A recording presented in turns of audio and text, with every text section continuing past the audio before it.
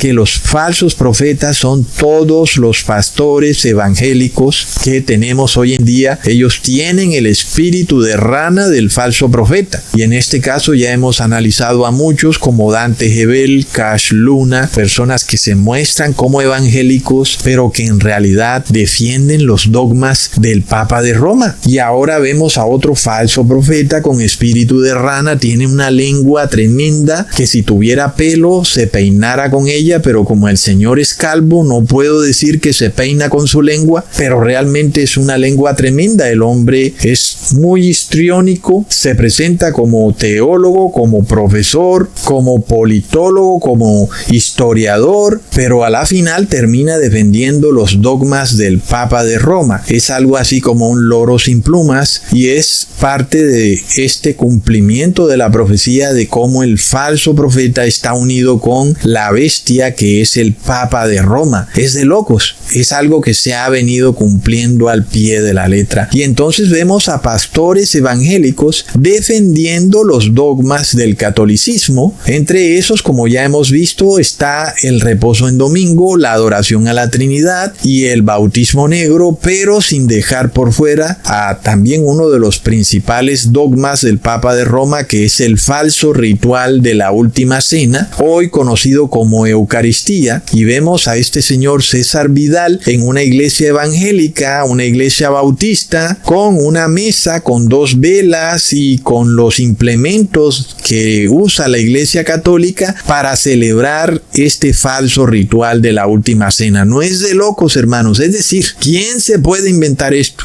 Alguien diría que Cusatón es conspiranoico, pero ¿cómo si yo doy prueba de todo, hermanos? ¿Cómo fuera posible? Algunos quieren ver mi rostro y yo lo que hago es mostrar pruebas. Yo no vengo a mostrar mi rostro, vengo a mostrar pruebas, hermanos. ¿Quién puede entonces decir que yo me invento esto? Hermanos, que alguien busque en la Biblia y me muestre dónde Jesús está dando una orden para comer un pan y un vino cada domingo, ¿verdad, hermanos? Oh, hagan esto cada domingo. No, pues eso no aparece en la Biblia por ningún lado. Recontra mega plop. Y como para entender qué es lo que ha pasado, cómo hemos llegado a esta apostasía. Algunas personas piensan que se han salvado porque se han comido la galleta y es totalmente irracional. Pero no olvidemos que en el Imperio Romano de repente había muchas religiones paganas. Y una de las principales religiones paganas era el mitraísmo. Y el mitraísmo es adoración al sol. Y entonces este mitraísmo empezó a evolucionar a un cierto tipo de ritual cristiano que no aparece en la Biblia y que tergiversó por completo las palabras de Jesús para parecerse al mitraísmo sin que las personas creyeran que estaban en el ritual del mitraísmo. No es de locos, hermanos.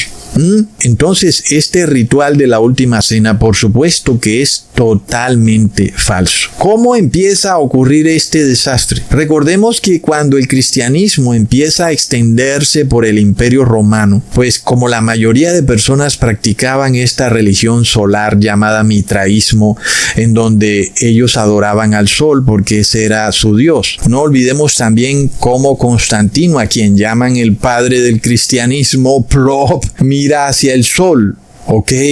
Y ve una cruz solar. Es un símbolo muy claro de las religiones solares. Y él dice, con este símbolo venceré, in hoc signo vince, y es simplemente que él está diciendo que va a vencer con la cruz solar. Y fue luego que se inventaron que Jesús había muerto en una cruz. Pero estamos de nuevo en la misma religión del mitraísmo, que era la religión del Imperio Romano. ¿Cómo fue que el Imperio Romano empezó a adoptar esta religión del mitraísmo? Ella primero estaba en el Imperio Persa, y luego el Imperio Persa fue conquistado por el Imperio Griego. Luego el Imperio Griego se divide en 4 partes, y la parte que empezó a dominar el Imperio Persa del Imperio Griego se llamaba el Imperio Seleucida, y luego el Imperio Seleucida es conquistado por el Imperio Romano. ¿Ok? Entonces todos los soldados y generales del Imperio Romano que estaban apostados ahí en el Imperio Seleucida empezaron a conocer la religión del mitraísmo. Empezaron a entender, a aprender que Mitra era un guerrero solar que cabalgaba los cielos sobre un toro y que en su cabeza tenía un gorro frigio. Y que luego también Mitra estaba asociado con el sol Invictus, ¿ok? Vemos la relación entre lo que dice Constantino y la religión mitraica, de cómo el dios sol se llamaba Sol Invictus. Y Constantino dice, in hoc signo vince, en este símbolo venceré con la cruz solar. Y volvemos entonces a la religión mitraica y sobre todo al dios Mitra, que de repente se le ocurre sacrificar el toro como una forma de simbolizar la regeneración de la vida. Y de ahí entonces se realizaba algo que se conocía como un banquete sagrado, en donde las personas tenían que comer la carne del toro, el pan y el vino. Y era algo que era familiar y que era semanal, y era la celebración del dios Mitra haciendo la regeneración de la vida. Luego el cristianismo empieza a crecer dentro del Imperio Romano y algunas personas empezaron como a comparar y a decir, mira, pero es que ese ritual de la última cena de Jesús es como que muy similar al ritual del mitraísmo, y empezaron como a sincretizar ambas cosas. Empezaron a mezclar este banquete sagrado con las palabras de Jesús que él dijo en la última cena, donde también se sacrificaba un cordero pascual, se comía la carne de ese cordero y también se comía pan y supuestamente se tomaba un vino fermentado, cosa que es totalmente mentira, porque Jesús dice claramente que él bebió el jugo de la vid. Entonces, ¿qué pasa? No es de extrañarse que hay personas que cuando estudian las religiones paganas piensan que a la final todas las religiones son lo mismo, incluyendo el cristianismo. Como que todo es parte de un invento de las culturas humanas, todo es parte del folclore y de un delirio colectivo de las personas que siempre buscan algo en que poner su adoración. Pero estas personas no entienden que ha sido el demonio quien, con todo conocimiento de que Jesús entregaría su vida por las personas y que él simbolizaba ese cordero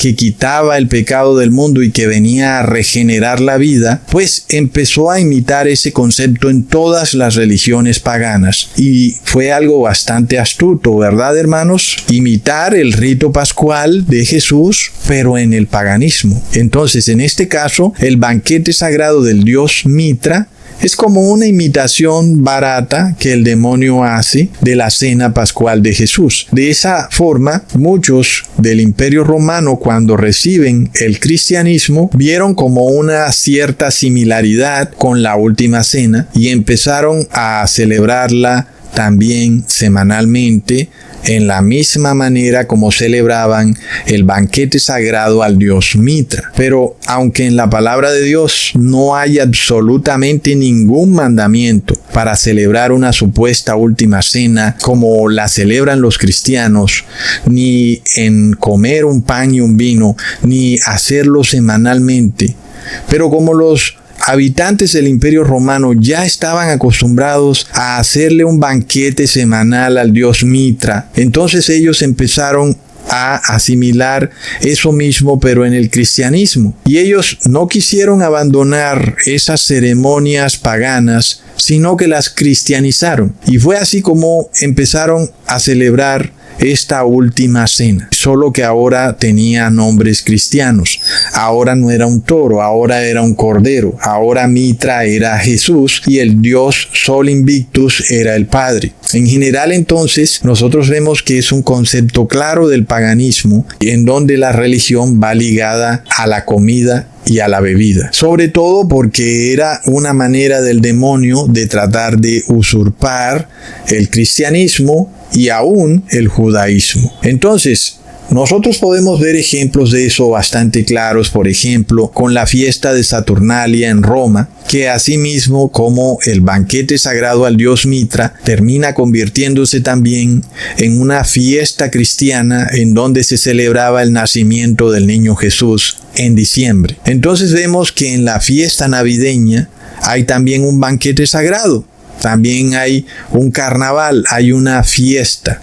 Y es porque esa fiesta navideña era la antigua fiesta romana de Saturnalia, pero ahora con simbología cristiana. ¿Qué ocurre luego, hermanos? Que cuando nosotros buscamos por todo el Nuevo Testamento para ver si después de que Jesús murió en el madero, algún apóstol celebró la última cena, nosotros no vamos a encontrar absolutamente por ninguna parte un mandamiento para comer un pan y un vino semanalmente. Jamás, hermanos. Entonces los falsos pastores y curas sacan fuera de contexto al apóstol Pablo para tratar de justificar que en efecto sí se celebraba una especie de ritual donde se comía pan y se bebía vino. Entonces, habiendo establecido el contexto de lo que había ocurrido, de cómo cuando el cristianismo empieza a expandirse por el imperio romano, empieza a mezclarse con la religión pagana del mitraísmo, ya vemos el por qué los cristianos